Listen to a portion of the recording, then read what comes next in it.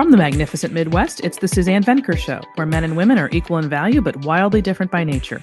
Join us here every week when we challenge the culture's hugely flawed narratives about men, women, sex, and love. From coast to coast and from around the world, thank you for joining us. So today I'm going to talk about the power of silence in a relationship.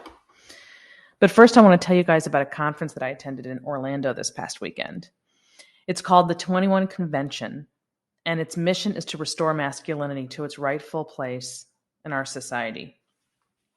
The founder is Anthony Johnson, who's been doing this now for some 15 years, but it has recently garnered a lot of steam because, as you all know, things between women and men have gotten considerably worse during this time period. The war on men in particular has hit its peak, and it is time to fight back. I am proud to join these men on this mission and have scheduled one man in particular who I met and who I'm excited to introduce to all of you. He'll be on in a few weeks, and his name is Will Spencer. His website is renofmen.com, REN of men.com, which stands for the Renaissance of Men. I highly encourage you to check out his site as well as his Instagram account, which is at renofmen. And as always, don't forget to become a subscriber of this podcast by going to suzannevenker.com/podcast and clicking on Become a Subscriber. That is how you get all the extra goodies. So, in America, silence gets a bad rap. It's considered especially distasteful in women, who for years have been taught to speak up and to speak out. The assumption is that if they don't, they are somehow subordinating themselves.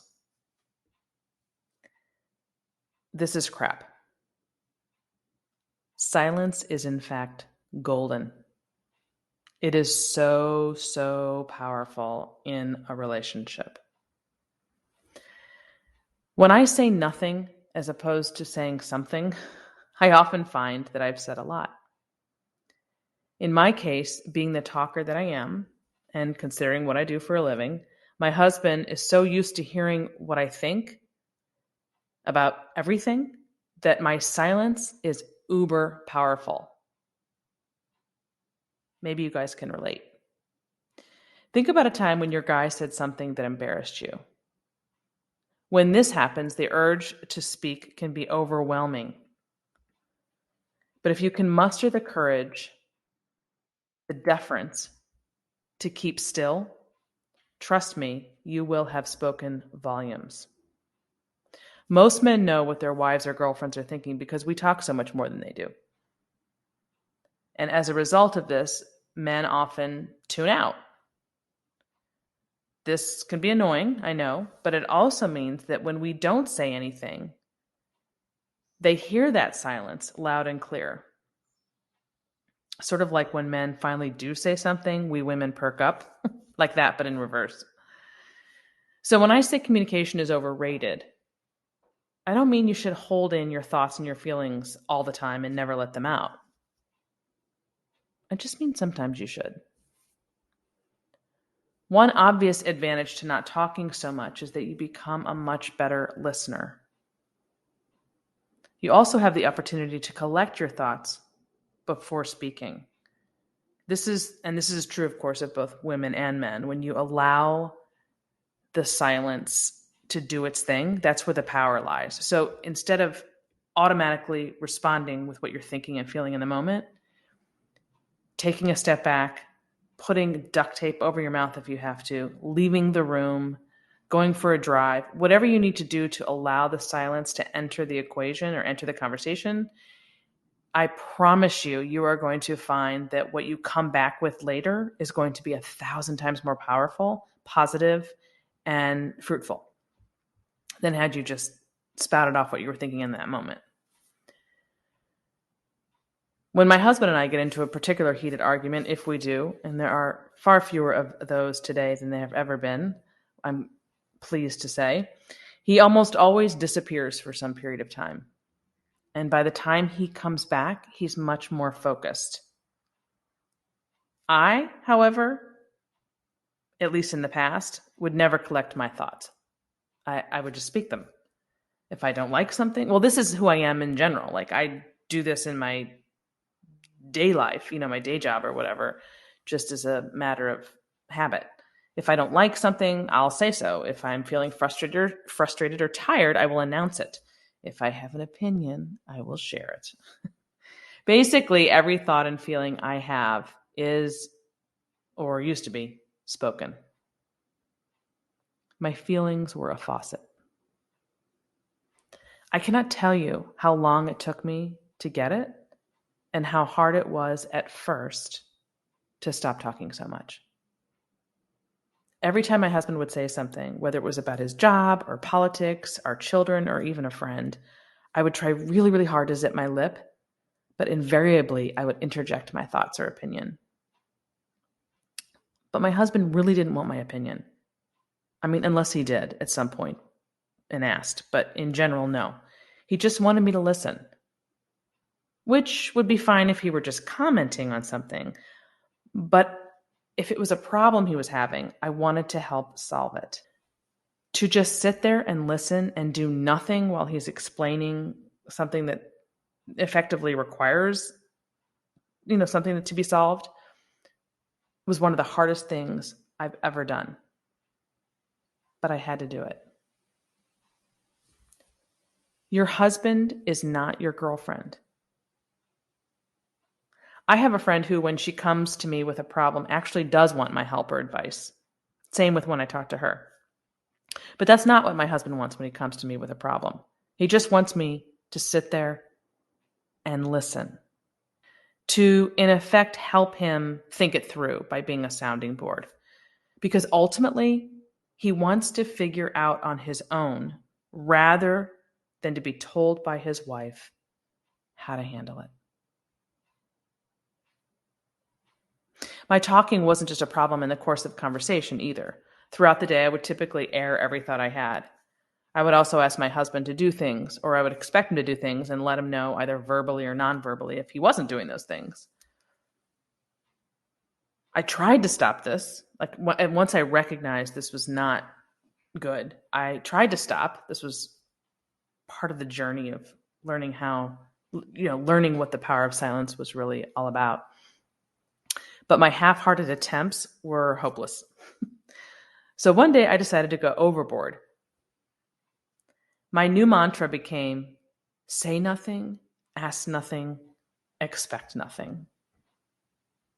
I would say it over and over in my head for months until being quiet or quieter became more second nature. To be honest, I still have 1,000 thoughts and feelings on any given day. But now I decide which of those thoughts and feelings, if any, are worth sharing. Hint, very few. This is especially true when it comes to my insignificant day-to-day woes, especially ones that my husband cannot fix. He does not need to hear about everything that happens to me during the day. Discussing the minutia of daily life would bog him down with unnecessary drama that he can't do anything about. Airing these insignificant woes made me feel better, but it made him feel awful. Because men aren't designed to just listen to women vent. That's what girlfriends are for. Your man wants to be able to fix something for you, to do something for you, to help, to be your hero, to jump in and save the day. And when you're just venting insignificant stuff that he can't do anything about, not only does he's going to have a small window for how much he can tolerate of that, but also he feels there's no point in telling him, because at the end he's like, well, I can't do anything about it, and this is what's going through his head. So just keep it short and to the point, or don't say it at all, because if I can't do anything to help you, he gets depleted by that. So there's really no gain to it whatsoever. If anything, it's just going to strain your relationship. So now I'm going to suggest that if you're a woman listening to this, you give it a try. Get out the duct tape, and for 1 week, talk only when you absolutely must. Before you open your mouth, Think about why you want to say whatever it is you want to say. And then ask yourself these 3 questions. Is it true? Is it necessary? And is it kind? That's actually a Buddhist thing. I didn't come up with that. Or you could use the mantra I did. Say nothing, ask nothing, expect nothing. The goal here isn't to turn you into a mouse. The goal is to help you take stock of your speech and to try to determine whether or not you talk more than necessary or more than is good for your relationship. Because if your goal is to be heard, and let's face it, whose isn't, you can accomplish this same thing using far fewer words. This is true across the board, but it's especially true in your marriage. I have wives who practice this and can vouch for this in my coaching practice. And I just cannot even tell you how immediate the response is. For one thing, most, if you're married and you're listening to this, if you're in a relationship, your guy probably knows what you think pretty much about everything. Unless you're an extremely introverted, quiet person, which is possible. But I don't run into many of those women today. So your man is just in touch with what you think and feel. And if you all of the sudden don't speak when he's expecting you or when you've conditioned him to speak, conditioned him to hear you speak, sorry, and then you're quiet, that is going to speak volumes. That is going to be louder. That silence is going to be louder than anything you could possibly say. There's something about it that allows